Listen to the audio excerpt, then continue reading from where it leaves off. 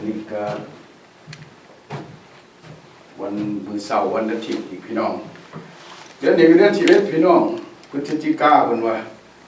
ใกล้แล้วท่านว่าใกล้สิมาฮอดแล้วสำหรับเดือนนี้ก็เดือนที่ประชาชนผู้ที่เชื่อพระเจ้าก็สิฮอดยามขอบคุณพระเจ้าเลยเพิ่นว่าวันที่วันพฤหัสอาทิตย์สุดท้ายของเดือนนี้ก็จะเป็นวันขอบคุณพระเจ้า Thanksgiving เป็นว่าสำหรับพี่น้องอยู่ทุกคนทุกแห่งก็การขอบคุณพระเจ้าขอบคุณทุกวันนะพี่น้องตื่นมาก็ยังมีชีวิตอยู่ก็ขอบคุณพระเจ้าฉะนั้นในวันนี้ก็มีหลายช่องหรือบางช่องก็ที่คัดที่ถ่ายทอดออกพี่น้องขอบคุณพระเจ้าว่ามาวันนี้ก็วันที่2เดือนพฤศจิกายนก็เปลี่ยนเวลาพี่น้องบ่ได้เปลี่ยนโมงเปลี่ยนเวลาจากเมื่อก่อนนั้นเจนี่เอาคือหลังกลับมาเนี่ยก็บางคนก็ตื่น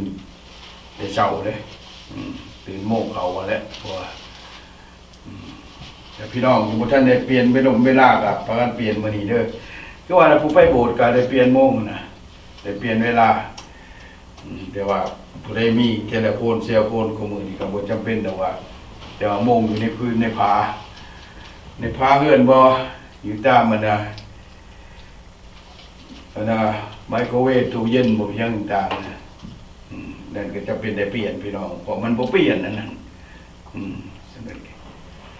แล้ววันนี้ก็เป็นก็ปีหนึ่งก็2เทื่อเปลี่ยนขึ้นหน้าขึ้นหลังสำหรับประเทศทางนี้ก็ดีแต่ที่ก็แต่หมู่บ้านเฮาก็บ่เปลี่ยนแล้วไปเรื่อยๆนะฉะนั้นจังว่าอยู่ตอนนี้เขาจะได้เปลี่ยนนะพี่น้องพวกตะเวนตกว่าซั่นซะพวกตะเวนออกก็ไปเรื่อยๆบ่มีเปลี่ยนมือสั่นหรือมือยาวบ่เกี่ยวจังว่าขอบคุณพระเจ้าพี่น้องฉะนั้นก็มาในวิหารอีกมื้อนี้ครับทำสบายดีพี่น้องทางบ้านทางเมืองหรือทางไสก็แล้วแต่ผู้ที่เบิ่งในการรายการถ่ายทอดสดวันนี้ก็ขอบคุณพระเจ้าพี่น้องสำหรับเรื่องพระวจนะของพระเจ้าทุกคนทุกแห่งในหลายแห่งหลายกิจจักรอยู่ในประเทศอเมริกาถ่ายทอดสดบางบ่อนเพิ่นก็บ่ถ่ายทอดพี่น้องขอบคุณพระเจ้าพี่น้องแต่สำหรับ New Beginning Laotian Baptist Church อยู่รัฐดังเคนซอเฮาถ่ายทอดสดตลอดพี่น้องถ้าพี่น้องบ่มีโอกาสได้ไปโบสถ์ได้ไปวิหารหรืออยู่ไกลเนี่ยอยู่ต่างประเทศเขายังคิดถึงใบหน้าผู้ที่กำลังเว้าอยู่นี่ก็บ่จำเป็นพี่น้องก็ได้ต้องเปิดเบิ่งบ่จำเป็นได้ขี่รถมาหาดอกเปิดเบิ่งในวันอาทิตย์นี่ก็เห็นเลยพี่น้องขอบคุณพระเจ้าฉะนั้นอาทิตย์เป็นนี้ก็ยังอยู่พี่น้องยังอยู่พี่น้องยังอยู่ได้เอ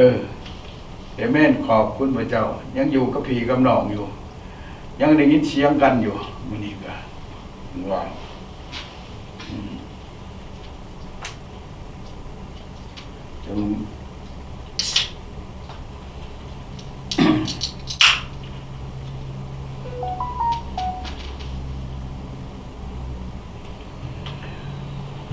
เอเมนขอบคุณพระเจ้าพี่น้องดังนั้นจังว่ามื้อนี้ก็กลับมาในวิหารนี่ก็มาพบกับพี่กับน้องอีกก็เพราะภาพความคิดฮอดคิดถึงทั้งผู้อยู่ไกลที่เก่าเวลาเดิมพี่น้องอยู่ในโบสถ์คือเก่าดังนั้นก็ได้ยินเสียงกันตลอดพี่น้องในโบสถ์ในวิหารของพระเจ้ากลับมาในพระวิหารของพระเจ้ามื้อนี้ก็บ่มีเรื่องหยังที่จะเอามาให้พี่น้องก็มีเรื่องก็แค่ว่าข่าวดีก็บ่อึดนะพี่น้องแต่ว่าข่าวดีข่าวหายมีหมดทั่วโลกวันนี้แต่อย่าลืมว่าผู้ขามาในโบสถ์มื้อนี้กันเป็นอันนำเอาข่าวยังข่าวประเสริฐพี่น้องจังว่าเป็นจังซั่นเป็นข่าวที่ประเสริฐขอบคุณพระเจ้าที่พี่น้องติดตามเบิ่งรายการต่างๆ อย่าลืมกดไลค์กดแชร์ชงถึงเพื่อนทุ่งมิตรใจอ้ายเอ้ยน้องเบิ่งแล้วใส่นิ้วมือพี่น้องกดแชร์กดไลค์ส่งไปหาพี่น้องอย่าขี้ที่พี่น้องเป็นคริสเตียนอย่าขี้ที่นะคริสเตียนอยู่เบื้องลาวกันสิกดแล้วคนอยู่เบื้องลาวกันสิกดแชร์พยานรัฐบาลรู้จักเพราะว่ากดไปเลยพี่น้องย่านเขาหัวตัวเองกดแชร์เรื่องข่าวประเสริฐบ่ต้องย่านพี่น้องพระเยซูยังมีอยู่นะพระเยซูยังอยู่กับท่านเอเมนขอบคุณพระเจ้าฉะนั้นจังว่าขอบคุณฉันเกี่ยวกับทุกสิ่งทุกอย่างเกิดขึ้นมาในทุกวันนี้ฉะนั้นพวกเราบ่มีความย่านจานโปโลว่าเราบ่มีความละอายในเรื่องที่จะต้องกล่าวเว้าเรื่องข่าวประเสริฐพี่น้องเอเมนขอบคุณพระเจ้ามีความละอายและมีความย่านเอาไปโลดเพื่อหยังบ่อยากให้ทุกคนได้รู้จักกับพระเจ้าเชื่อพระเจ้าได้รับความรอดบ่แม่นจะคนถูกคนยากคนเจ็บไข้ได้พยาธิจะป่วยผู้ป่วยผู้เจ็บจะรอดแต่ผลบ่แม่นแม้แต่เศรษฐีมหาเศรษฐีเจ้านายข้าราชการทหารตำรวจพี่น้องให้ได้ผลคือกันเพราะข้าเจ้าเหล่านั้นแหละที่จะต้องได้พบกับความชิบหายถ้าเขาบ่เชื่อพระเจ้าพี่น้องเอเมนขอบคุณพี่น้องถ้าพี่น้องเชื่อพระเจ้าอย่าละอายเพราะว่าพระเจ้าได้เลือกพวกทานไว้แล้วนะว่าไผก็แล้วแต่อยู่ในต่างประเทศต่างอยู่ในฝรั่งเศสอเมริกาอาร์เจนตินาเยอรมันแคนาดายังก็แล้วแต่เพราะพวกทานมีโอกาสได้เข้ามานี่แม่นพระเจ้าได้เลือกเอาทานเข้ามาเพื่ออย่างให้เกิดผลนะแต่มันน่าแล้วมันจะเกิดผลบริบทนั้นเป็นเรื่องของท่านนะบางทีการได้เลือกพระเจ้าเขามาได้เลือกท่านเขามาแล้วเดือตายก็ไม่มีนะเห็นไหมขอบคุณพระองค์หลายคนก็ถือตายเลือดแต่ห่างกระดูกคู่มือนี่ทั้งงอยพระเจ้าได้เลือกเอาพระเจ้าเขามาในแผ่นดินตอนนี้แล้วนะเอเมนขอบคุณพระเจ้าเป็นหยาแทนที่จะเป็นหยามือเพื่อนเป็นหยาให้เป็ดให้ไก่กินหมดเลยเอเมนขอบคุณพระเจ้าฉะนั้นจะวันนี้นะเป็นวันที่มีโอกาสที่ท่านจะเชื่อพระเจ้าในนามพระเยซูคริสต์ผู้ทรงประชนอยู่พี่น้องบ่แม่นพระเจ้าที่ตายเลยได้พี่น้องพระเจ้ายังมีชีวิตอยู่ถึงว่าเขามีโอกาส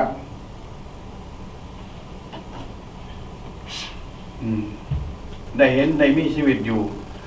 รวมกันอยู่กับในถึงวันนี้มีโอกาสได้ยินเรื่องข่าวประเสริฐพี่น้องเอเมนขอบคุณพระเจ้าแต่เมื่อนี้นะทุกคนจะมาการจะมาว่าอีกเป็นรอบที่สองแกก็ว่าความหวังของพวกเราอยู่ในบนเส้นเลือดเอเมนขอบคุณพระเจ้าพี่น้องฉะนั้นความหวังแนวอื่นภาษาอังกฤษ hope in the name of Jesus นะความหวังอยู่ในพระนามของพระเยซูคริสต์เอเมนขอบคุณถ้าบ่มีพระเยซูคริสต์ผู้ชายที่อยู่บ้านนอกบ้านหน้าจนคือผู้ขาเนี่ยบ่ได้มานี่ดอกพี่น้องแต่ว่าพระเยซูคริสต์ที่ให้ความหวังนี่เกิดขึ้นกำหนดนูผู้ปีจักสาวให้สาวนายังก็เรียกแต่ผู้ที่ให้สติปัญญาบ่มีความยังเกิดเขาบ่ได้มีความผู้ความลับที่จะมีโอกาสจะได้เข้ามาหลายคนปากภาษาอังกฤษก็บ่เป็นพี่น้องแต่พระเจ้าทรงให้ความหวังนี้เกิดขึ้นกับข้าเจ้าเอเมนขอบคุณพระเจ้าหมายความว่าพระเจ้าได้เลือกพวกเขาเข้ามาในโลกนี้ในแผ่นดินตอนนี้พี่น้องเอเมนขอบคุณพระเจ้าในพระนามพระเยซูคริสต์บ่มีแนวอื่นเพราะว่าพระเจ้าเป็นความหักเด้เอเมนดังนั้นจังหวะอยู่ในใน1เปโตรบทที่2ข้อที่9บอกว่าอันนี้เอาพระคัมภีร์มาอ่านบอกว่าเฮาได้ถูกเลือกเข้ามาที่นี่บ่แล้วจะเข้ามาแล้วครับมันเป็นไปได้นะพี่น้องท่านได้ข้าพเจ้าได้ถูกเลือกมากอย่างที่พี่น้องคัดเลือกมากคือกับในเนี่ยปลูกในมื้อนี้ที่กล้ากับเนี่ยปลูกต่างๆนี่เลือกเอาไว้จ้ะเพราะว่ามันหนาวเด้ แต่ปีต่อไปก็จะได้ปลูกอันนี้คือการพระเจ้าได้คัดเลือกเอาพวกเขามาว่าสมควรได้เขามาในที่นี้แล้วเพื่อยังให้เกิดผลอยากให้คนลาวในประเทศที่รู้จักพระเจ้าได้รู้จักพระเจ้าจากท่านเอเมนขอบคุณพระเจ้าท่านได้บอกกับเขาท่านมานี่นะท่านได้บอกกับญาติพี่น้องของท่านว่าย้อนพระเยซูคริสต์ย้อนพระเจ้าเอามาบอกเอเมนหรือว่ามีโอกาสส่งเงินมาให้ประเทศลาวนะให้ญาติพี่น้องนะจ่ายแบบอุตรุดนะท่านคิดว่าสิ่งเหล่านั้นเกิดมาจากใจเกิดมาจากพระเยซูคริสต์ผู้ซึ่งมีความหักที่เอาท่านเข้ามาเอเมนขอบคุณพระเจ้าดังนั้นตัวก็ได้ขอได้เก่าใน1 เปโตรแต่ภายทั้งหลายเป็นชาติที่พระเจ้าทรงเลือกไว้แล้วเอเมนขอบคุณพระเจ้าว่าไม่ธรรมดาพี่น้องพระเจ้าได้เลือกมาในท่านใต้เลยนะใต้บนเรือแต่ความไม่นำคลองมาใต้หมักหมดเอเมนความนำคลองมากใครต้องตั้งศูนย์อพยพเอาเขาไปให้กินนี่พี่น้องฉะนั้นพระเจ้าได้ทรงเลือกไว้แล้วเป็นพระโลหิตหลวงเป็นประชาชาติที่บริสุทธิ์เป็นพลเมืองของพระเจ้าเองเพื่อทานทั้งหลายจะได้ประกาศพระรับบารมีของพระองค์ผู้ทรงเอิญพวกทานให้ออกมาจากความมืดเข้าสู่ความสว่างอันมหัศจรรย์ของพระองค์โมทนาสาธุขอบคุณสำหรับทุกสิ่งสรรเสริญพระเจ้าผู้ทรงยิ่งใหญ่เจ้าผู้ทรงมีความหักเจ้าผู้ทรงมีพระเมตตาพระเจ้าทรงให้สารพัดสิ่งทุกอย่างให้เลื่อมหายใจให้อาหารการกินให้ทุกสิ่งพี่น้องขอบคุณพระเจ้าทรงอภัยทุกอย่างแก่คนบาปพระเจ้าขอบคุณสำหรับทุกอย่างในวันนี้ที่มีโอกาสได้ยืนอยู่ในที่นี้ได้ยินเสียงพระชูและเสียงของพระเจ้าที่ผ่านจากผู้ประกาศพระธรรมทั้งหลายก็ขอบคุณพระองค์ที่พระองค์ทรงให้โอกาสแก่ภัยพ้นของพระองค์ที่เกิดห่างจากความจริงได้มาใกล้กับความจริงคือใกล้บารมีของพระเจ้าพระเยซูทรงประชนอยู่ในพระนามพระเยซูคริสต์เจ้าเอเมนเอเมนนี่พี่น้องนี่แล้วพี่น้องพวกท่านทั้งหลายเป็นชาติที่พระเจ้าทรงเลือกไว้แล้วเทศลาวผู้หนึ่งเคยมีบ่พี่น้องสงครามเกิดในประเทศลาวเนี่ยชกเวียดนามมันนะเกิดในจักปีพี่น้องเริ่มตั้งแต่ปีพ.ศ. 24มาสงครามอินโดจีนนะจนมาจน1975พี่น้องเป็นยังไงนะแต่ทั้งที่ชกเวียดนามมันแต่ระเบิดตกถือว่าคนลาวนะแทนที่จะตายเกิด3 ล้านตันนะแต่คน3 ล้านคนยังเหลืออยู่พี่น้องแม่ขอบคุณพระเจ้าพี่น้องยังเหลือได้มาฮอดประเทศอเมริกานี่นะแทนที่มันจะตายหมดเลยมันตายนะนี่เป็นสั้นพี่น้องเพราะว่าพระเจ้าได้ทรงเลือกพวกเขาไว้แล้วนะอยากให้มาเห็นพระเยซูอยากมาเลยให้เข้าใจถึงว่าพระเยซูนั่นเป็นพระเจ้าเป็นผู้ทรงสร้างสารพัดสิ่งมีพระเจ้าทรงสร้างโลกนี่ก็สร้างพวกเขาขึ้นมาให้มีชีวิตอยู่พี่น้องเอเมนขอบคุณพระเจ้าแต่เรายังมีชีวิตอยู่ทุกวันนี้นะบ่แม่นว่าย้อนอันนั้นย้อนอันนี้ย้อนบารมีของพระเจ้าย้อนว่าพระเจ้าได้ทรงเลือกเพราะว่าท่านทั้งหลายเป็นชาติที่พระเจ้าทรงเลือกไว้แล้วชาติลาวด้วยพี่น้องเขามาอยู่ในที่นี้มีเจ็ดกินที่หนอมีโอ้จะมาไปแต่บ่นึกว่าจะมีคนลาวนะแต่พระเจ้าได้เลือกเอาชนชาติลาว600,000 คนเขามาอยู่ในประเทศอันนี้ด้วยความหักที่พระเจ้าทรงได้วางไว้กับชนชาติอเมริกาที่เขาเชื่อพระเยซูคริสต์เขาเชื่อพระเจ้าเขาหักพระเจ้าฉะนั้นเอาความหักของพระเจ้านี่เผยแผ่ไปยังหมู่เฮาทั้งหลาย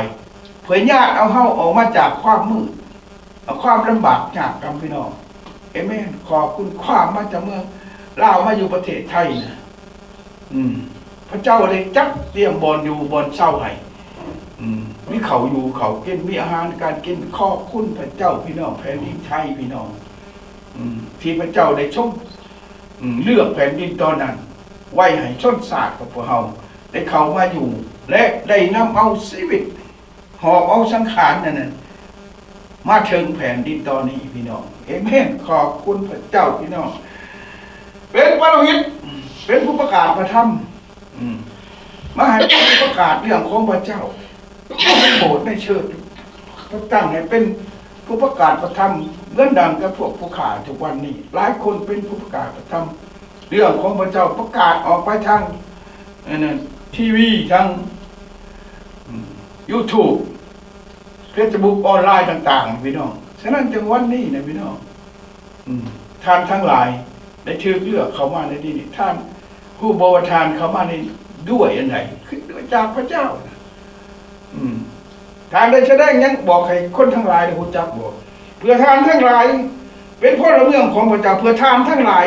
จะได้ประกาศบารมีของพระองค์โอ้ยพี่น้องฉะนั้นจังหวะพี่น้องเขามานี่ได้ประกาศเรื่องของพระเจ้าบอกพี่พายนะพี่น้องมีคนมาถึง 2.8 นะ 2.5 สำกุมมือนี่ในคนจำนวน 600,000 คนอ่ะที่เขามาในประเทศอเมริกานี่ที่เชื่อพระเจ้าไปใช้การน่ะบ่ประกาศเรื่องของพระเจ้าบ่ประกาศเรื่องบารมีเกียรติคุณของพระองค์บ่ไม่แล้วไม่เอาช่อยนะเขามาแทนที่จะยังจะใหญ่นะแทนที่จะดีขึ้นจะแต่เขามาแล้วตายพร้อมนะเอเมนขอบคุณพระเจ้าถือพุ้ยนะถือพุ้ยวิทยาศาสตร์ของประเทศอันนี้ตายพร้อมเห็นบ่เอเมนขอบคุณพระเจ้าอันนี้จังหวะถือล่มแห่งความหักของพระเจ้านะเฮ็ดให้เฮามีความละอายพี่น้องฉะนั้นจังหวะพวกเขาทุกคนเป็นคนบาปพี่น้องขาดจากพระราชมีของพระเจ้าเมื่อเวลาเขามาเนี่ยอ้ายฮอดพระเจ้าวันรีอยู่นะพี่น้องเพราะนั้นรีอยู่รีเหตุรีทำเนี่ยหลอกลวงโกงกันกินอยู่ทุกวันนี้เนี่ยยังเข้ามาอยู่พี่น้องฉะนั้นจังหวะนี่แหละพี่น้องและนี่พวกเขาจะประกาศบารมีของพระองค์บ่วิภัยนะนอกเหนือจากคน 2.5 เนี่ยที่เชื่อพระเจ้าทั่วประเทศอเมริกานี่เป็นอะไรบ่ถึงแสนพี่น้อง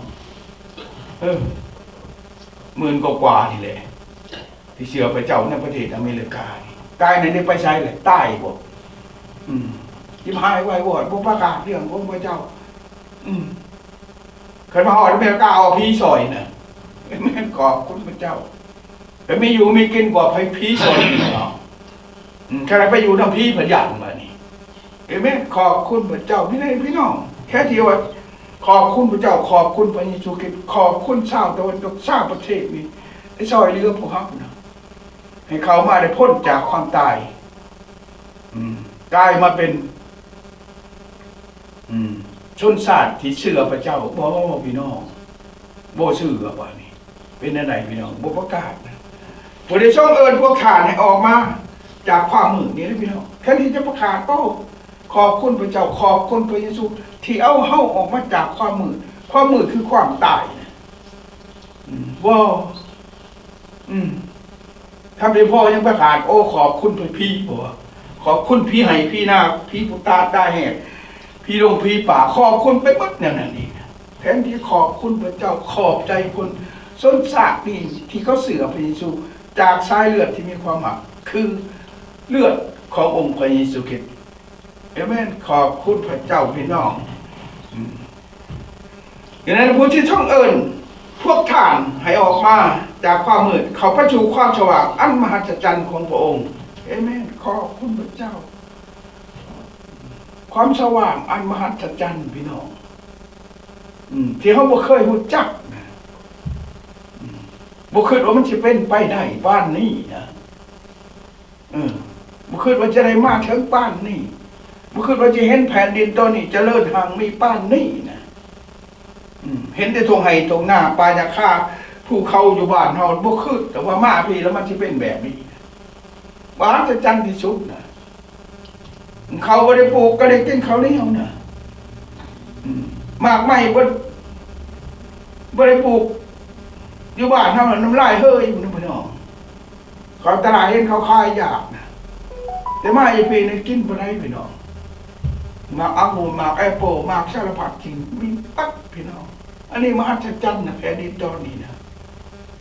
ถนนหนทางได้เป็นอะไรโอ้น่าเสียดายพี่น้องมีบางคนเขาว่าขันรถได้เหยียบขี้ต้มมันรถอันนั้นขี้ต้มเต็มกระโตมันเขาว่าดีใจเขาว่าเป็นอย่างนั้นเพราะว่ามันไม่บอลที่เหยียบขี้ต้มอยู่พี่น้องฉะนั้นเขาถึงเมื่อเวลาเขารถเขาเหยียบขี้ต้มเลยขี้ต้มเต็มนาแวนรถเขาดีใจคนในประเทศอันนี้ดังนั้นแม่อันนี้มันมหัศจรรย์มันบ่มีขี้ต้มขี้ติดหัวตีนหลดพี่น้องไม่ได้ไรนะบ่มหัศจรรย์ที่ไปใส่นะเพราะว่าสะพานใช่ไหม3 ชั้น 4 ชั้น 8 ชั้นก็มีแม่ขอบคุณพระเจ้าบ้านเฮาจอดแล้วติดมันติดอยู่กันเป็นแถวอยู่ต่อก็เป็น10 ว่า20 เมตรปุ๊บบ่ได้นั่นเองพี่น้องแต่อันนี้บ่ขึ้นเทิงๆลงเทิงหลุมสารพัดสิ่งมหัศจรรย์นะพี่น้องอันนี้เนี่ยพี่น้องการมหัศจรรย์ของพระเจ้าเข้าสู่ความมหัศจรรย์ของพระองค์เอเมนขอบคุณพระเจ้าคือเมื่อก่อนนะพวกทานทั้งหลายบ่มีศาสตร์จักมันเป็นไผกับไผแหละของมือนี่บ่มีจักไผแล้วบ่จักอันนี้เฮาให้รู้จักว่าเฮาเกิดมาจากพระเจ้าพี่น้องพระเจ้าจึงเอาเฮามานะเมื่อก่อนเฮาบ่รู้จักว่าเฮาเกิดจากพระเจ้าได้เกิดจากมะนาวตุ้มบ่เกิดจากกอไผ่บ่เกิดจากกอเปื่อยบ่ไปจังซั่นมาปี้มาว่าบ่มีชาติเฮาบ่จักเฮาเกิดมาในไสนะเกิดว่าน้ำเต่าเกิดจากใบไม้ใบตอกเกิดจากยังไปจะมาไปเกิดจากลีกาขางไปโอ้ยพี่น้องถ้านอกขี้หลายคือลีเป็นหายพี่น้องแท้ว่าตัวเองเกิดจากลีเพราะว่านี่เลยอันนี้คือกันพี่น้องฉะนั้นจึงว่าแต่เมื่อก่อนทานทั้งหลายบ่มีศาสตร์แต่บัดนี้เป็นพลเมืองของพระเจ้าเมื่อก่อนพวกทานบ่ได้รับพระกรุณาแต่บัดนี้พวกทานได้รับพระกรุณาแล้วเอเมนขอบคุณพระเจ้าไพ่บ่ได้นะพี่น้อง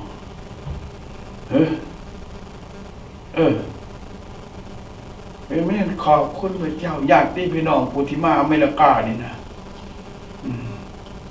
ไพ่บ่เห็นเงินดอลลาร์บ่ไพ่บ่เห็นบ้านอยู่เมืองนอนของผู้ที่มาเนี่ยบ่มีเห็นหมดของมือนี่เอเมนขอบคุณพระเจ้าให้ระลึกถึงคุณที่พระเจ้าได้ทรงนำท่านในญาติพี่น้องทั้งหลายเข้ามาในที่นี้นะในเรื่องนั้นพี่น้องก่อนจากโลกนี้ไปนะท่านบ่ได้เชื่อพระเจ้านะ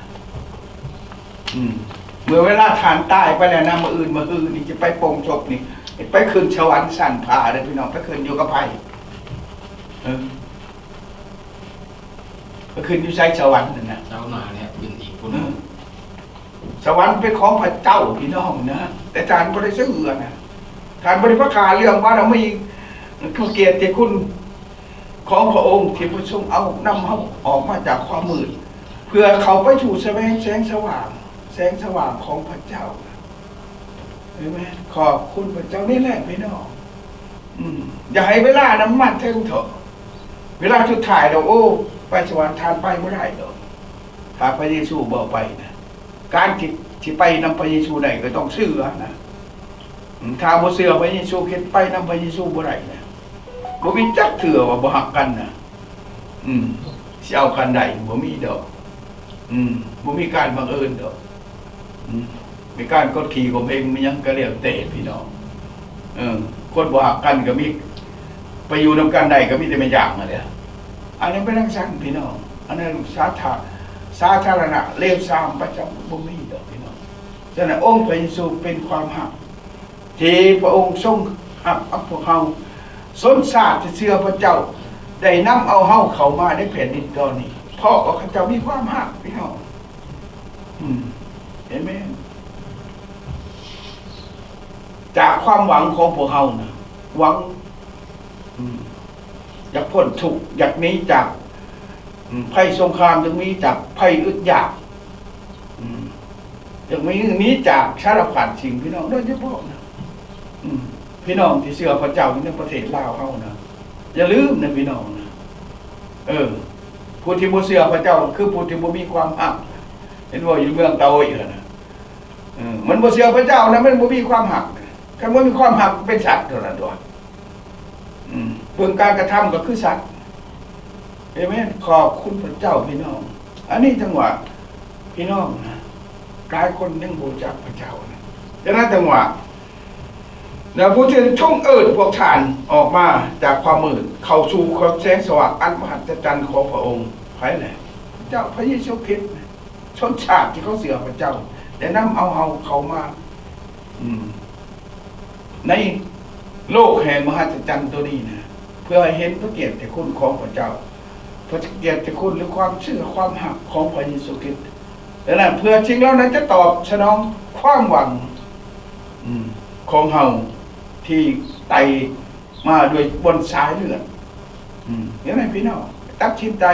เพราะว่าการที่จากแผ่นดินตอนหยาของเรามาถึงวันนี้แก่นบนแห่งสายเลือดแห่งความตายเนี่ยพี่น้องแต่มาถึงวันนี้เนี่ยความหวังของพวกเราบนสายเลือดแห่งความพ้นขององค์พระเยซูคริสต์เอเมนขอบคุณพระเจ้าพี่น้องเมื่อก่อนทานทั้งหลายบ่มีสาหะบ่มีนะทานเฮาก็บ่จักว่าเฮาเป็นไผนะฉะนั้นจึงว่าพ่อจึงว่าเกิดจากลี่จากนั่นจากนี่จากมะน้ำเต้าจากไม้จากธรรมปีเฮาบ่มีเนี่ยบ่จักเด้เพิ่นก็บ่ได้บอกเด้ไปวัดน้ำว่าก็บ่ได้บอกว่าผู้นั้นฉางผู้นี้ฉางบ่มีบ่ได้บอกจักเถื่อเด้พี่น้องเด้บ่มีไผรู้จักว่าผู้นั้นฉางอันนี้ฉางขึ้นมาชัดจังซี่นี่พวกอายุเพิ่นเว้าตะกี้ผู้หญิงนอนง่ายผู้ชายนอนขวางเพิ่นว่าพญาอินทร์นั่นเต่าแก้วมาหดแล้วเป็นคนขึ้นมาเพิ่นว่าอีได้มันเป็นน้ำช้างพี่น้องแป้งขับกับโตมันแม่ทั้งนั้นนะพี่น้องแต่ว่าพระเจ้าได้ทรงสร้างมนุษย์ขึ้นมาสร้างผู้ชายก่อนนะแต่ถึงสร้างผู้หญิงนะเอเมนขอบคุณพระเจ้าอันนี้เราจะห้องพระวิชาตินะเป็นไหวนักวิทยาศาสตร์ก็เป็นเกิดจากลิงที่นิพพานนักวิทยาศาสตร์ก็ลืบล้างความว่ามนุษย์เกิดจากลิงเลยพี่น้องบ่มีDNA เนี่ยลิงบ่มีน้ำคนนะพี่น้องเป็นไงล่ะพี่น้องยังเป็นคือลิงบ่มันเป็นไม่ได้นะพอลิงก็คือลิงนะสัตว์นะพระเจ้าบริขาสัตว์ที่พระเจ้าสร้างขึ้นมาเอาเขาไปอยู่ในเรือโนอาห์มนุษย์ตายเบิดเกี่ยงเรือ8 คนแต่สัตว์จำนวนนี้ยังอยู่จะเกิดมีลิงมีสางมีเสือมีสารพัดสิ่งเกิดขึ้นมาในโลกนี้มันจะไม่เกิดในพันในใจพวกนี้โนอาห์ไรเขาเพื่อบ่แม่นพวกนั้นไรสางเพื่อเอาโนอาห์ดิพี่น้องนั่นเดี๋ยวเขาไม่มีผู้จักเขามีศาสตร์มีจักเป็นผู้จักชาติแต่เขาบู๊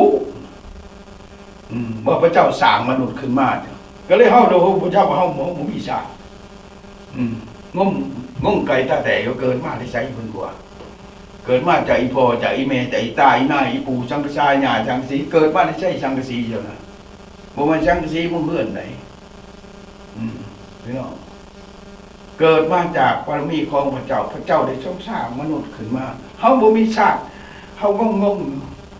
ยักษ์สิไปใส่ออกมาจากบ้านเดียวกันกับผู้ขานะยักษ์สิไปใส่เลยนะมีแต่ความนำคล้องมามีบนอยู่แล้วก็อยู่ไปเนี่ยมันเลื่อนไปคือกันกับมันขาดนี่แต่ขอบคุณพระเจ้ามีผู้ไปหับเอามา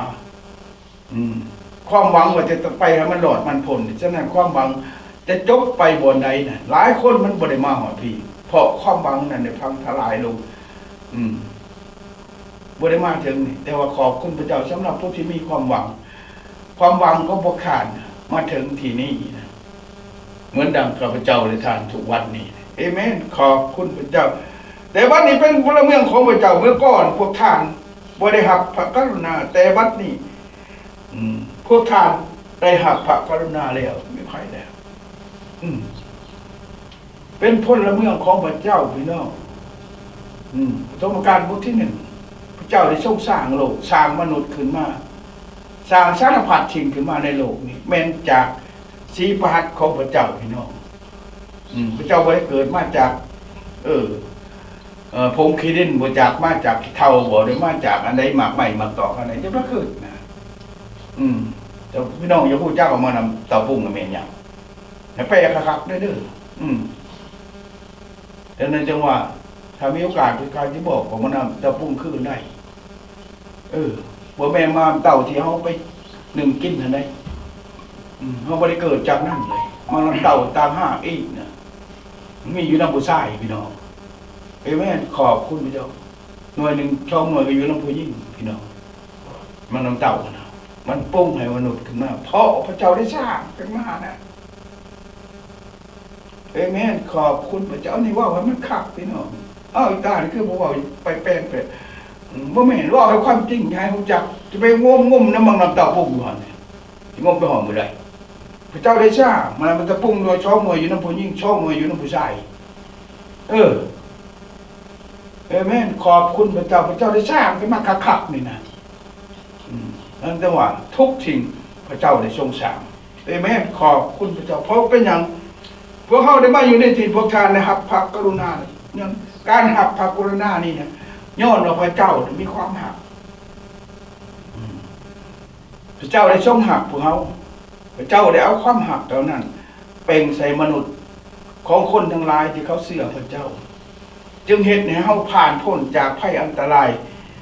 โศกหายนานาประการแม่ขอบคุณพระเจ้าพระเจ้าเป็นความหักคุณบอกเดี๋ยวเดี๋ยวหนึ่งโยฮันบทที่ 4พี่น้องยังว่าก่อนที่ 7 ที่ 8ที่เก่าพระเจ้าเป็นความหักพี่น้องเมื่อคนหูจักกับพระเยซูหูจักกับพระเจ้าแล้วมีความหักถ้าบูจักพระเจ้าก็บ่มีความหักพี่น้องเมื่อนั้นขากันตายคืออยู่บ้านเฮาทุกมื้อนี่กันขากันตายว่ามันผูกคอตายเองบ่อันนี้จังหวะมันบ่มีความหักแม้แต่มนุษย์คือกันกะฆ่ากันนี่พี่น้องเบิ่งดูอันนี้จังหวะคนบ่ที่บ่มีพระเจ้าเท่านั้นพี่น้องที่มาตกอยู่ในแผ่นดินตอนนี้มาได้พบกับความหักพี่น้องมีบ่อยากได้บ่คันว่าความหักเพราะว่าพอถึงสู่สาวบ่แม่นความหักกันแพงกันอยู่นำกันร่วมกันอย่างมีสันติหรือความสุขสันติภาพพี่น้องอันนั้นคือความหักนะฉะนั้นจะเฮาบ่จักว่าสันติสุขสันติภาพอันนั้นเกิดขึ้นบนแผ่นดินของพวกเฮาเนี่ยมันสันติภาพบ่มีความหักมันก็เหมือนสันติภาพเกิดขึ้นแต่คนเฮาบ่มีความหักคือบ่มีพระเจ้าพี่น้องเห็นบ่ล่ะทุกสิ่งเกิดขึ้นมาของมือมีหยังมีแต่ความอยากพี่น้องความอยากหมายความว่ามันบ่มีนะกาลเตียบทที่5ข้อที่10ชาวมนุษย์คนเฮาบ่ได้พบกับสิ่งเหล่านั้นมันมีตัวใดนี่คือ1เมตตานี่พวกบริหาร4ความหักแก่ความปรารถนาอยากให้คนอื่นมีความสุขบ่มีพี่น้องมีแต่กวาดลายเข้าไปตัวเองมันบ่มีสำหรับอยากให้ผู้อื่นอันนี้หมายความคนที่บ่มีพระเจ้าได้อยากให้ผู้อื่นได้พ้นทุกข์ทั้งที่พระองค์เป็นพระเจ้าทรงได้ใช้พระเยซูคริสต์พระบุตรองค์เดียวของพระองค์เข้ามาในโลกเพื่อไถ่เอาคนเดียวพิเทศบาปคนไทยเห็นบาปพอเจ้านายเอาเห็นแล้วบาปพอบริเป็นบาปพออย่าไปคิดว่าเจ้านายพระจินไปหาเขาหันเขานีกับผู้จัดในเพิ่นทางโต๊ะต่างอันดีพุ่นคนยากจนหมู่ข้านเข้าไปนั่นน่ะเพิ่นมีบุญบ่มีไผพี่น้องเจ้ากับบ่มีบุญนายกับบ่มีบุญลูกน้องขี้ขาท่าซ่ากับบ่มีบุญมีแต่บาปพี่น้องถ้าบ่เชื่อพระเยซูคริสต์ถ้าบ่เชื่อพระเจ้าถ้าบ่รู้จักว่าเฮามีชาติที่เฮาเกิดมาจากพระเจ้าดังนั้นมื้อนี้ท่านรู้จักท่านเกิดมาจากพระเจ้าบ่ได้เกิดมาจากหัวโพนเนี่ยเอเมนขอบคุณพระเจ้าพี่น้องในจังหวะพระเจ้ามีความหักชนชาติทั้งหลายที่ในพวกเขามาเฮาจึงได้ไต่เต่ามาด้วยบนสายเลือดแห่งความหักความเป็นความหวังของพวกเขาจึงไต่มาบนสายเลือดขององค์พระเยซูคริสต์ที่เต็มไปด้วยความหัก เอเมนขอบคุณพระเจ้าเพราะพระเจ้าเป็นความหักพระเยซูเข้ามาเพื่อประกาศความหักเพื่อนำเอาความหักขึ้นมา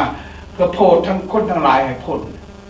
เอเมนขอบคุณพระเจ้าอย่างนั้นเองกันในข้อที่7พระเจ้าทรงหัก1 โยฮันบทที่4ข้อที่7ว่าพวกที่หักเลยจงหักจงให้เฮาทั้งหลายหักถึงกันและกันเพราะว่าความหักมาจากพระเจ้าเอเมนขอบคุณพระเจ้าพี่น้องหักกันได้บ่แต่มันหักกันบ่ได้พี่น้องหักกันไหนคนลาวบ่หักกันนะพี่น้องคนเจ็บคนจีนนะนี่มาอยู่ต่างประเทศกลับเมื่อยังเป็นคนจีนอยู่คนญี่ปุ่นมาอยู่อเมริกากลับเมื่อประเทศยังเป็นคนญี่ปุ่นอยู่คนไทยกลับเมื่อมาอยู่ประเทศอเมริกายังเป็นคนไทยอยู่แต่คนลาวมาอยู่อเมริกา600,000บ่เป็นคนลาวพี่น้องเอเมนขอบคุณพระเจ้าเมื่อบ่มีชิดเป็นเจ้าของอีหยังทั้งนั้นเป็นคนต่างที่ต่างแดนบ่แม่นพี่น้องพระเจ้าได้สร้างขึ้นมาคนลาวนี่เป็นคนลาวคือเก่าจะไปอยู่ใช้ก็เป็นคนลาวพี่น้องพื้นแผ่นดินพระเจ้าจัดให้แม่นคนลาวอยู่บนใดก็อยู่บนนั้นคนลาวมีชิดเป็นเจ้าของแต่คนลาวที่อพยพนี้จากบ้านเกิดเมืองนอนมาอยู่ทุกในโลกในล้านกว่าคน2 ล้านบ่แม่นคนลาวเอเมนที่ถือประเทศย้อนเจ้านายรัฐบาลลาวพี่น้องเชื่อพระเจ้าบ่ได้บ่ให้เชื่อมันศาสนาต่างประเทศตลอดเอเมนขอบคุณพระเจ้านี่พี่น้องการเชื่อพระเจ้าบ่แม่นศาสนาเชื่อพระเจ้าพระผู้โปรดให้พ้นพระผู้ทรงสร้างฉะนั้นจังหวะพระเจ้าถ้าไผบ่เชื่อพระเจ้าบ่รู้จักบ่เกิดของตัวเองฉะนั้นเฮาจึงมาเชื่อพระเจ้าเฮ็ดให้เฮาจึงรู้จักว่าเฮาเป็นชาติที่มาจากพระเจ้าเอเมนพระเจ้านั่นแหละเป็นความหักพี่น้องประเทศตะวันตกทั้งหลายเขามีความหักเอาชนชาติลาวเขมรเวียดนามหรืออย่างอะไรแต่มาอยู่แผ่นดินเขาเพราะเขาเจ้ามีความหักแต่ว่าคนเขามาในขี่ใช้แผ่นดินครับผมพี่น้องขี่ใช้ให้เขาเม้นพ่อพี่น้องเตะหมอความหักของเขาออกนะเอาความเกลียดความชังเอาสารพัดสิ่งที่ให้ประโยชน์มาให้เขานะเอเมนขอบคุณพระเจ้านั่นนะพี่น้องถ้าพี่น้องเป็นชนชาติที่ถึงนำเข้ามาเพื่อให้รู้จักกับพระเจ้าเพื่อให้เขารู้จักว่าเขาได้เกิดจากพระเจ้ามาจากพระเจ้าพระเจ้าเนี่ยจะทรงสร้างพระเจ้าเพราะพระเจ้าเป็นความหักเอเมนขอบคุณพระเจ้าพี่น้องทุกคนที่หักก็บังเกิดจากพระเจ้าและรู้จักพระเจ้าผู้บ่รู้จักผู้บ่หักก็บ่รู้จักพระเจ้าเพราะว่าพระเจ้าทรงเป็นความหักเอเมนก็ยังมีลูกพี่ลูกมันยังรู้จักพระเจ้าคันถ้ารู้จักพระเจ้าเขากลับใจใหม่พี่น้องทุกคนที่เชื่อพระเจ้ากลับใจใหม่ไผก็แล้วแต่มาได้รู้จักพระเจ้าแล้วกลับใจใหม่เป็นเพศเป็นพีเป็นสมปิเมื่อก่อนน่ะหลายคนน่ะพี่น้องได้กลับใจใหม่เสียใจในชีวิตที่ผ่านมาบ่ได้รู้จักพระเจ้านะบ่ได้เชื่อพระเจ้าบ่รู้จักว่าตัวเองนี่เกิดจากพระเจ้าได้เฮ็ดไปสารพัดสิ่งทุกอย่างนะพี่น้องได้เฮ็ดไปในเนื้อหนังห่างกายของตัวเองทำลายไปหมดหลายอย่างพี่น้องเมื่อมารู้จักพระเจ้าได้เสียใจพี่น้องร้องไห้นะเอเมนความหักกับบ่มีแต่ความโหดร้ายทารุณยังเกิดขึ้นไผสร้างให้เฮาบ่พ่อแม่ผู้ให้กำเนิดเฮาสร้างเอาความโหดร้ายทารุณความชั่วเลวตามให้เฮาบ่แต่เฮาเกิดขึ้นมาแล้วเฮาบ่จักพระเจ้าหรือมาพ่อแม่ที่บ่จักพระเจ้าก็บ่ได้สอนเฮาอีกบ่ได้บอกเฮานะก็บอกไปตามกาลเวลาของเขานะที่เขาเกิดเฮาขึ้นมาพี่น้องฉะนั้นจะว่ามื้อนี้นะพี่น้องได้รู้จักว่าพระเจ้านั้นเป็นความหักเฮาได้เดินตามเส้นทางแห่งความหวังบนสายเลือดแห่งความหักขององค์พระเยซูคริสต์จนมาถึงที่นี้นะแล้วมีภัยอะไรยังหักชีวิตของตัวเองไม่ต้องหักผู้อื่นหรือไปเอาจะจอดถ้าหักชีวิตของตัวเองนะตัดสินใจเสียพระเจ้านะฉะ ฉะนั้นจังหวะขันจะหักผู้อื่นก็ยังไปยันอิจฉาว่าเขานั่นจังหวะเอาเขามาโจดให้หักเพื่อนบ้านเหมือนหักตัวเองดังที่องค์พระเยซูคริสต์กล่าวฉะนั้นถ้าเขาหักเข้าจังไรเนี่ยถ้าเขาคือเอาไฟแปะเสนาผาให้มันเจ็บนะมันถือคนอื่นก็เจ็บขึ้นเอาอะไรเห็นไหมฉะนั้นจังหวะเมื่อนี้นะให้เขามาหูจักกับพระเจ้าเพราะว่าพระเจ้าเลยเป็นอย่างเขาจึงซอยเขาเมื่อไม่เชื่อกระด่างเขาดอกพี่น้องตัวเตี้ยหัวดำๆนะมาในแผ่นดินเขาได้ชูงใหญ่ขาวไม่เชื่อไม่กระด่างเขาเป็นอย่างเขาจะเอาเขาอยู่นำนะเพราะเขามีความหักพี่น้องเอเมนขอบคุณพระเจ้าเขาไหลเมื่อทานดานธรรมจักคนชงเมื่อเขามือกระดาเล่านะเอเมนขอบคุณพระเจ้าเพราะว่าเจ้าบ่มีความหักเพราะเจ้าบ่จักเป็นชาติเลยเจ้าบ่จักบนที่เกิดมาของเจ้ามาอยู่ในแผ่นดินตอนนี้ยังบ่จักพระเจ้าเขากระชงเมื่อพี่น้องอย่าเสียใจนะพี่น้องขอบคุณพระเจ้าขอบคุณสำหรับประธานาธิบดีโดนัลด์ทรัมป์ที่ได้ตามสิ่งที่ว่าเฮาตอบสนองในกับความต้องการของเฮาของไผ่พลที่เข้ามาในแผ่นดินตอนนี้เอเมนขอบคุณพระเจ้าในพี่น้องบางงานทานยังประกาศเมื่อวานไปซื้อเดียวทานก็จอสู่เพื่อคริสเตียนทั่วโลกขอบคุณพระเจ้าที่ท่านเพื่อท่านโดนัลด์ทรัมป์ท่านนบีโดนัลด์ทรัมป์พี่น้องแต่เหตุไหนจะปลดปล่อยให้คริสเตียนทั้งหลายผู้ที่เชื่อพระเจ้าออกจากการก็ขี่โกเมงเอเมนท่านกลับไปเบิ่งในข่าวพี่น้องท่านโดนัลด์ทรัมป์เบิ่งว่าแน่นั่นเองเอเมนขอบคุณพระเจ้าพี่น้องท่านในท่านได้เมื่อได้ทานที่ปลดปล่อยตัวเองนะให้ออกจากการก็ขี่โกเมงนั่นแหละก็ขี่โกเมงนี่พี่น้องตายไปก็เชียเงินมาไกลหลายนะเอเมนเชียในทางที่มีประโยชน์เชียทางที่บ่มีประโยชน์พี่น้องเชียทางบ่มีประโยชน์มันก็หลายพี่น้อง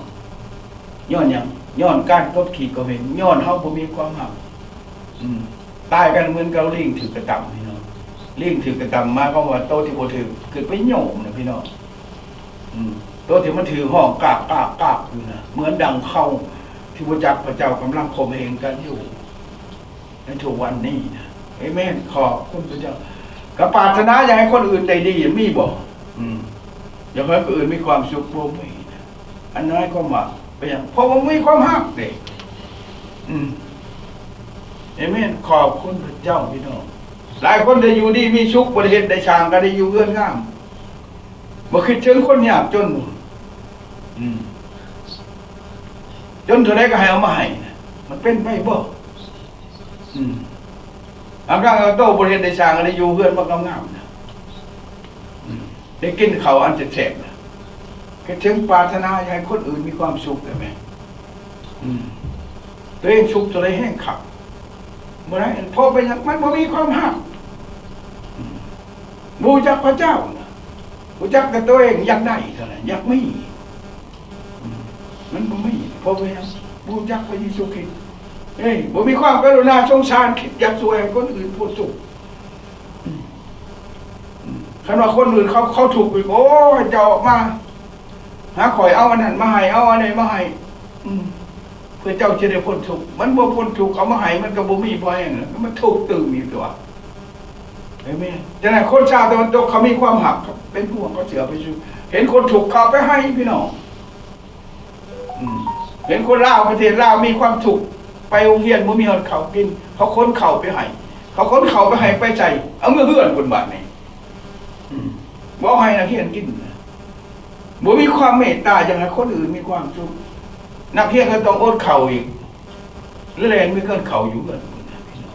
อันนี้จะนำใจของคนที่เชื่อพระเจ้าอยากให้คนอื่นมีความสุขแต่คนที่อยู่ในเนี่ยบ่มีความสงสารเมตตากรุณาอยากให้คนอื่นเนี่ยครับพ้นทุกข์บ่มีเนี่ยเขาอเมริกาไปช่วยเรือนไปเมื่อเต็มเพื่อนพอบานน้ำมันเต็มเพื่อนในคู่นักเรียนบ่มีกิน อันนี้เรียกว่ามันบ่มีความเมตตาสงสารเพราะเขาบ่ได้รู้จักพระเจ้าพี่น้องเอเมนครับดังนั้นถ้ามีมุทิตาบ่นี่ความยินดีเมื่อเห็นคนอื่นเขาได้ดีบ่อิจฉานี่โธ่เดี๋ยวแม่มันอิจฉากันครับกันเห็นเขาได้ดีเขาอิจฉาเขาอีกดังนั้นจังหวะอยู่ประเทศอันนี้นะพี่น้องมีเงินเท่าไรก็มีเด้อมีเฮือนหลังบักใหญ่ก็มีเด้อเขาบ่ได้อิจฉาเฮานะเขาภูมิใจที่เขามีเงินเขาดีใจที่เขาบ่ได้ไปขอเขากินอีกนะเอเมนขอบคุณพระเจ้าฉะนั้นเห็นเฮาขอทานกินเขาก็เอาไปให้กินเพื่อจะช่วยเฮาในพ้นทุกข์พี่น้องเอเมนขอบคุณพระเจ้าฉะนั้นจังว่าเฮาได้มีบ่แค่เห็นเขามีอิจฉาเขาช่างเอเมนเห็นเขาร่ำเขารวยโอ้ยน่าจะเป็นกูนะเพราะว่าเอาอีกแล้วนี่แหละพี่น้องแค่ที่ว่าดีใจน้ำเขานะก็อันนี้แหละพี่น้องคนฉุกยากจนผู้ที่ขาดเคินบ่ไม่ได้ภาษามันยังปากว่าวก็บ่เป็นนะนกมันยังเข้าใจภาษายังมีอยู่บนกินแต่คนลาวชาติลาวที่เข้ามานี่บ่เป็นภาษาอังกฤษแต่มันมีอยู่มีกินนะมีเฮือนมีศาลมีรถมีลางมีฐานะอันจบงามนะพี่น้องเอเมนขอบคุณลูกหลานได้รับพระพรย้อนความหักที่มาจากพระเจ้าที่ได้นำเขามาในพื้นแผ่นดินตอนนี้นะเอเมนขอบคุณลูกหลานของชนชาติลาวไปไหนมีเงินมีคำมีความผูกมีความรักประจบปริญญาเอกจบปริญญาโทเป็นในครูในหมอเป็นทหารเป็นยังก็แล้วแต่สารพัดพี่น้องนักเชี่ยวชาญการหลายแผนกอยู่ในประเทศนี้ก็มาหยักอยู่ลูกหลานลาวเฮาพี่น้องเห็นไหมขอบคุณพระเจ้าแต่น่าเสียใจนะพี่น้องแต่คนอยู่ในประเทศลาวบ่ฮู้จักพระเจ้านะบ่ฮู้จักว่าคนลาวมาจากพระเจ้านะบ่ยอมรับผู้ชนชาติลาวที่อยู่ในต่างแดนนี่นะมีแต่ความหลอกลวงที่มาตัวมาโยกมาชะมปิเหตุในคนที่ปัญญาอ่อนที่บูจักพระเจ้าเนี่ยหลงไหลไผ่พันไปสู่ความตายอันนั้นที่นั่นจังว่าความหวังของชนชาติลาวเฮาที่บนสายเลือดของพระเยซูคริสต์เข้ามาในแผ่นดินตอนนี้นะเดี๋ยวครับการให้เกียรติเหตุในเฮามีเงินมีทองพี่น้องมีอยู่มีกินขอบคุณพระเจ้ามีชิดเสรีภาพหลายอย่างพี่น้องมีความเมตตาสงสารยินดีอยากให้คนอื่นเขาได้ดีบ่อิจฉาช่วยคนอื่นให้พ้นทุกข์และให้คนอื่นมีความสุขอาเมนขอบคุณก็มีอยู่ไส้มีคนในแผ่นดินตอนนี้แหละนี่แม้แต่เชื่อไม่กระด้างก็บ่มีดอกมาสร้างโรงงานของเขาน่ะแต่เขาเหตุการณ์นำนะเห็นไหมขอบคุณพระเจ้าเชื่ออีพ่ออีแม่กับผมมีมาเหตุยังเขาดอกตะกี้คือบ้านเฮากินมูลกินมั่งหัวโขกกับไม้เป็นมูลพ่อมูลแม่แต่อันนี้ที่ใส่แล้วมูลพ่อจะมีบ่มีนะโรงงานโรงไงเนี่ยบ่มีโรงงานเป็ดโรงงานไก่แท้นี่เจ้ามาช่างบ่มีเนี่ยพี่น้องแต่ไปยังเฮาเนี่ยมีโอกาสในเขาไปมีเงินมีคำลูกตกหัวเรียนย้อนฉับชิ้นเรานี่ของคนเรานี่ที่เขาเจ้ามีความหักมาจากพระเจ้าพี่น้องเห็นไหมขอบคุณด้วยข้อนี้แหละความหักของพระเจ้าสำหรับเฮาทั้งหลายในปรากฏแจ้งคือพระเจ้าแต่ช่องพระพุทธองค์เดียวของพระองค์เข้ามาในโลกเพื่อเฮาทั้งหลายจะได้มีชีวิตด้วยพระพุทธนั้นเอเมนขอบคุณพระเจ้าพี่น้องฉะนั้นจังหวะพระเจ้าได้ช่ององค์พระเยซูคริสต์เข้ามาในโลกนี่นะโยฮันบทที่3 ข้อ 16พระเจ้าได้ทรงใช้พระบุตรลูกพระบุตรองค์เดียวของผมเข้ามาในโลกเพื่อทุกคนที่เชื่อจะได้พ้นถ้าบ่เชื่อได้จิ้มหายพี่น้องเอเมนขอบคุณฉะนั้นทุกคนประกาศเรื่องพระเยซูการประกาศเรื่องพระเยซูในประเทศลาวโอ้อเมริกาเขามาแทรกแซงมันบ่แม่นเพราะว่าเจ้ามันบ่มีความหักเจ้าไม่มีแต่ความเกลียดความชังขี้เดียดจังไรอยู่ในสมองนี่ ถ้าเอาความจริงของพระเยซูเข้าไปเนี่ยเจ้าเจ็บปวดในพี่น้องเหตุฉะนั้นพวกท่านจงเอาทิมใจเก่าเอาใจใหม่นี่ตัวนี้อำนาจการปกครองยังก็แล้วแต่เจ็บหัวเข้าไปในเส้นประสาทผมเพราะบ่อยากทิมใจเก่าใจอันชั่วช้าละเลวนั่นน่ะของมนุษย์เก่านั่นบ่อยากปะบ่อยากเอาความจริงจากพระเยซูคริสต์นี่เพื่อเฮ็ดให้ทุกคนไม่อยู่ไม่กินห่วมกันอยู่ห่วมกันสร้างเพื่อสันติภาพและความสุขของส้นศาสตร์ลาวของพวกเฮานะพี่น้องเอเมนขอบคุณพระเจ้าอันนี้คือกันขันจะยกถือพระคัมภีร์ไปที่เขาไปเบิดว่าลูกพวกพระเยซูมาเนี่ยเขาก็โอ้อยู่อัดประตูแล้วบ่ให้ขึ้นเพื่อนก็มีอยู่ในนี้ประเทศอเมริกานี่กันอันนี้เป็นยังพี่น้องเขาบ่ฮู้จักว่าเขาเนี่ยมาในนามพระเยซูคริสต์เมื่อพระเยซูคริสต์ใช้ผู้ประกาศพระธรรมไปหาป๊อบนะเป็นยังเพราะเฮายังบ่ได้ทิ่มความชั่วความเลวความสารพัดที่เกิดขึ้นมาจากเฮาที่เฮานำมาเนี่ยออกจากจิตใจอันชั่วช้าราเลวของเรานะเอเมนขอบคุณพระเจ้าพี่น้องนี่แหละในพระคัมภีร์จึงบอกว่าพระเจ้าเมื่อว่าเฮาทั้งหลายจะได้มีชีวิตด้วยพระพุทธนั่นฉะนั้นพระพุทธพระเยซูคริสต์เข้ามาในโลกพระองค์ได้สิ้นพระชนม์บนไม้กางเขนคือผู้ข้าได้บอกพระองค์หอบเอาธงบาปเนี่ยเขามาห้อยไว้ไม้กางเขนเนี่ยและเมื่อนี้เนี่ยทานหักผู้ใดจะหักว่าธงบาปที่มีอยู่ในไม้กางเขนนี่เป็นของท่านท่านั้นจังว่าเมื่อนี้พี่น้องตัดสินใจซะอยู่ใช้ก็แล้วแต่อยู่ไกลอยู่ไกลอยู่เหนืออะไรอยู่ใต้เนี่ยในพื้นแผ่นดินก็บอกเชื่อพระเจ้าพี่น้องตัดสินใจเชื่อพระเจ้านะสัตว์ทิ่มบางสิ่งที่มันถ่วงเขาเนี่ย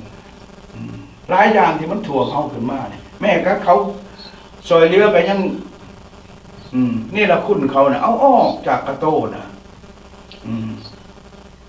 ให้มาหักเชื่อพระเจ้าหูจักความหักที่มาจากพระเจ้าเมื่อเขาหูจักความหักที่มาจากพระเจ้าเขาก็หูจักความหักจากคนอื่นเมื่อเห็นคนอื่นหักถ้าเขาบ่มีพระเยซูเขาก็ว่าผู้นั้นจะทำลายเขาเนี่ยแต่วันนี้นะพระเยซูมาสิ้นพระชนม์บนไม้กางเขนเพื่อนำเอาบาปของพวกเขาเนี่ยไปตึ้งบนไม้กางเขนอยู่พี่น้องถ้าพี่น้องคิดว่าเป็นของท่านนะพอทุกคนเป็นคนบาปเดี๋ยวว่าอย่าสงสัยนะพี่น้องเพราะเคยบ่มีดอกบาปเนี่ยเพราะพระเจ้าบอกทุกคนเป็นคนบาปขาดจากพระจริงจุพระเจ้าเอเมนขอบคุณฉะนั้นบาปของท่านคือตึงไว้บนไม้กางเขนเพราะว่าเมื่อเฮาทั้งหลายได้มีชีวิตได้ชมพระบุตรได้ชมพระบุตรขององค์เดียวของพระองค์เข้ามาในโลกเพื่อเฮาทั้งหลายได้มีชีวิตด้วยพระบุตรนั้นเอเมนขอบคุณพระเจ้าฉะนั้นพระเยซูคริสต์เข้ามาในโลกตายบนไม้กางเขนจากสายเลือดที่อาบหลั่งไหลลงอาบไม้กางเขนนั้นจะเห็นเฮารอดพ้นพี่น้องฉะนั้นแต่วันนี้นะท่านมีโอกาสยังมีชีวิตอยู่นะอย่ารอถาวันนั้นนะวันนี้เป็นวันของท่านที่ยังมีชีวิตอยู่บ่มีจักเถื่อที่หลังจากตายไปแล้วจะได้พ้นนั้นบ่มีตายแบบไรเป็นแบบนั้นนะถ้าหากยังมีชีวิตอยู่นะเชื่อพระเยซูคริสต์นะนำเอาสิ่งเหล่านี้ไปหาพระองค์ปลดเอาธงบาปออกจากไม้กางเขนนี้เขาไปถิ่มลงบึงไผ่นะอย่าเอาโตของท่านเข้าไปไว้ในบึงไผ่แทนความสัวสะลาเลวที่เขาเห็นอยู่ในทุกวันนี้แต่วันนี้เนี่ยเป็นวันโอกาสนะบ่มีอีกเมื่ออื่นพี่น้องเมื่ออื่นบ่เป็นของเฮาแต่พระเจ้ารอถ่าทันในวันนี้ให้ตัดสินใจเชื่อพระเจ้านำเอาสังขารที่มีคุณค่าของท่านมามอบไว้กับความหักบนความหวังในความหวังอยู่บนสายเลือดที่อาบไม้กางเขนขององค์พระเยซูคริสต์วันนี้เนี่ยโมทนาสาธุขอบคุณสำหรับทุกสิ่งสรรเสริญพระเจ้าพระเจ้าได้ทรงพระชนอยู่เจ้าเป็นพระเจ้าทรงอภัยบาปแก่มุขร้อยทั้งหลายพระองค์เจ้าขอบคุณสำหรับชีวิตองค์พระเยซูคริสต์ที่ได้ตายบนไม้กางเขนที่เขามาบังเกิดในโลกนี้เพื่อคนทั้งหลายให้รู้จักก็เข้ามาจากพระเจ้าเป็นชนชาติที่มาจากพระเจ้าพระเจ้าเป็นผู้ทรงพระชนอยู่ขอบคุณสำหรับทุกสิ่ง ในพระนามพระเยซูคริสต์เจ้าเอเมนเอเมนขอบคุณพระเจ้าพี่น้อง